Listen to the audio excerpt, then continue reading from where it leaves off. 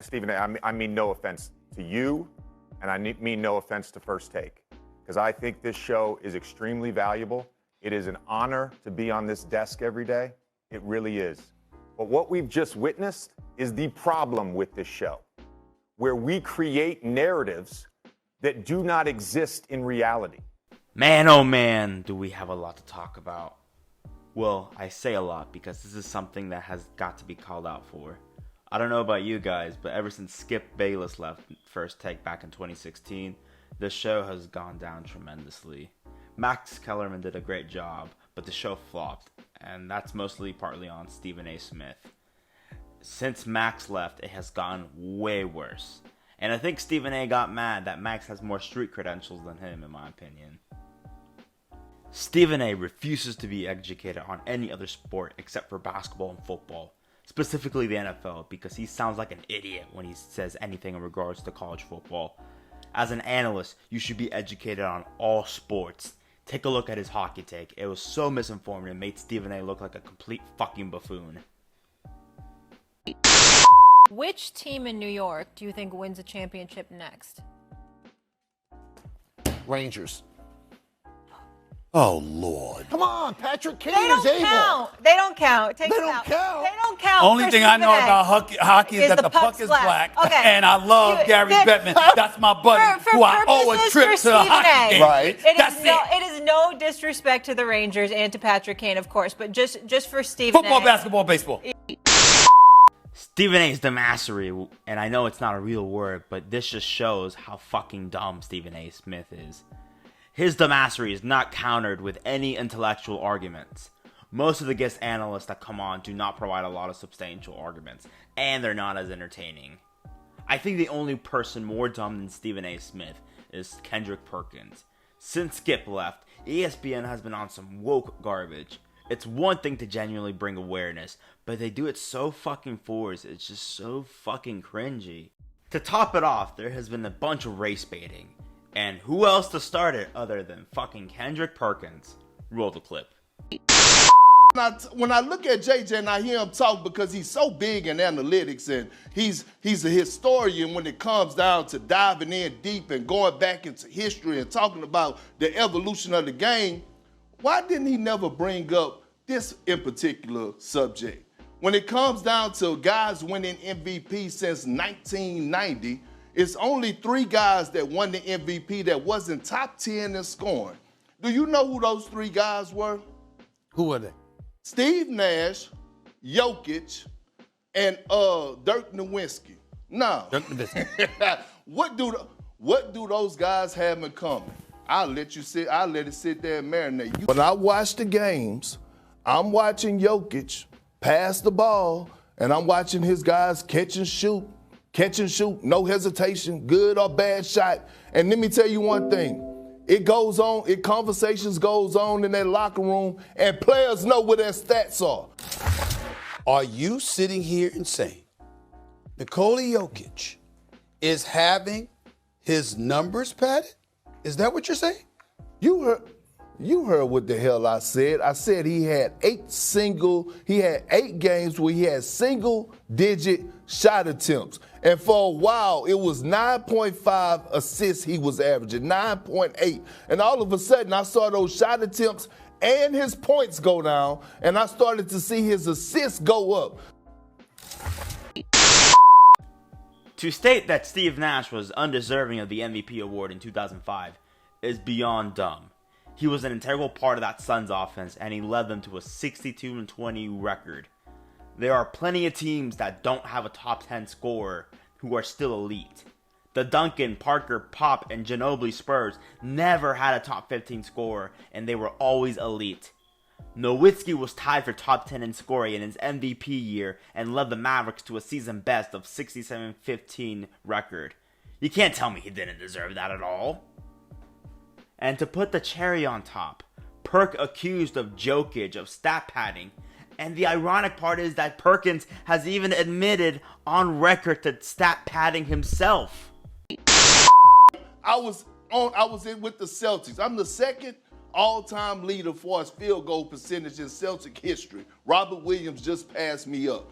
I was on the verge during that time when I was passing up Cornbread Maxwell, and he used to tell me, boy, you better take that elbow jump shot. You know what I used to tell him, Stephen A? You know what? I'm going straight dribble handoff. So let's not act like that we don't know, okay, that this goes on for us guys trying to reach milestones or living in the moment. It happens.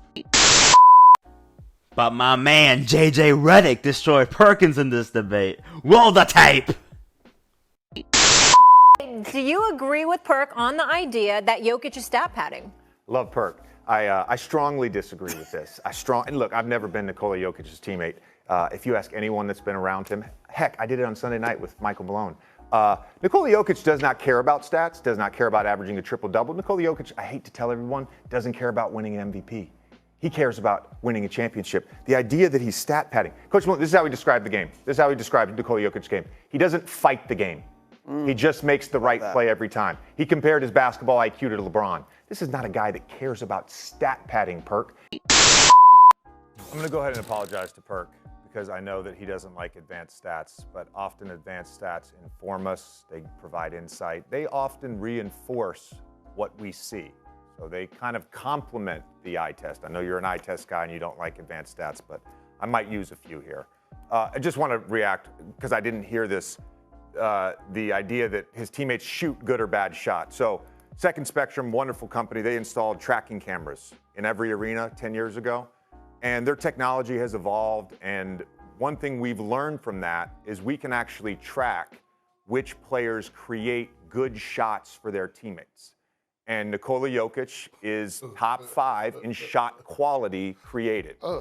So if you watch them play, Perk, and I know you do, sometimes you might not stay up late on the Mountain Time Zone, but if you watch them play, when he's deciding whether or not to shoot or score, he's often making a read, because that's what good basketball players do. They make reads, so if he's getting a double, he's going to kick. If he sees the help coming too early, he's going to swing it to the corner. It's a good pass. What's the most efficient corner three in basketball? It's a corner three. Look, Perk, I want to touch on something that they didn't bring up. This idea that Dirk and Steve Nash were favored to win the MVP because they're white. First of all, you stop short at 1990. That was your cutoff point for players to win MVP not in the top 10 in points per game, which is a stupid stat to judge MVP on. This isn't middle school. 1990, Magic won it. 89, Magic won it. 87, Magic won it. 87, he was 10th. 89, he was 15th. 90, he was 18th. Okay? We judge MVP year to year. You also said the criteria or the goalposts change year to year for certain players. No, it doesn't. We vote on the MVP. Hold on. We vote on the MVP based on that season. We vote on the MVP based on that season. It is a regular season award. Previous playoff runs have nothing to do with it. It's a regular season award for the most valuable player. Dirk Nowitzki led the league in win shares in both 06 and 07. Led the league in offensive win shares in both 06 and 07. So yeah, he wasn't top 5 or whatever he was, top 10 in scoring his MVP season. The Dallas Mavericks were 67 and 15. They had the best record in the NBA. In 05, Steve Nash was the driver of the number 1 offense in the league, a team that jumped 20 wins and had the best record in the NBA. In 06 to me is one of the weirdest MVP seasons ever. You can make an argument Nash probably shouldn't have won it, but he was still the driver of the number 1 offense in the league. The 2 best teams that year, the Detroit Pistons, 64 wins, the San Antonio Spurs, 63 wins. Guess what? They didn't have a top, their top scorers weren't in the top 20 in the NBA that year. So that was just a strange season. You could have given it to Kobe. You could have given it to Shaq. You could have given it to Tim Duncan.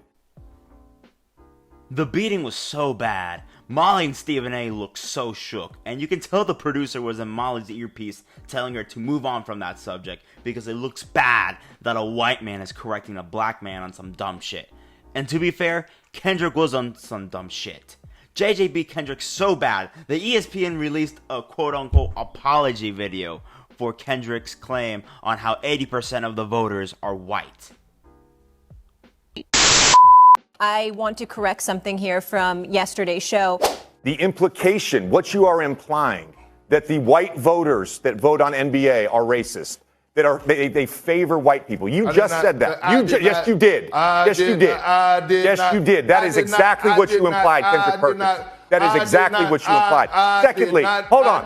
I did not call. I stated the facts. And you're not about to sit up. We all know what you implied the other day. We all know what you implied just now. Hold on. I stated, one at a time. It's the facts. One at a time. It's the facts. One at a time. It's the facts. Okay. When Kendrick Perkins said 80% of NBA voters for the MVP award are white, the NBA publicly announces the voters each year. And after review, it is clear the panel is much more diverse than what was portrayed by Kendrick Perkins, and we wanted to make sure that we corrected that today. Just take a look at Molly's face. See how they hate being called out for being woke and wrong? It wasn't even an apology. Man, Perk, I hope ESPN fires you for inciting fake racism and fake analysis. This just shows, just because you play basketball at the highest level does not mean you know basketball. Thank you guys for watching this video. If you enjoyed the video, please give it a thumbs up and subscribe for more future videos. And remember y'all, stay blessed.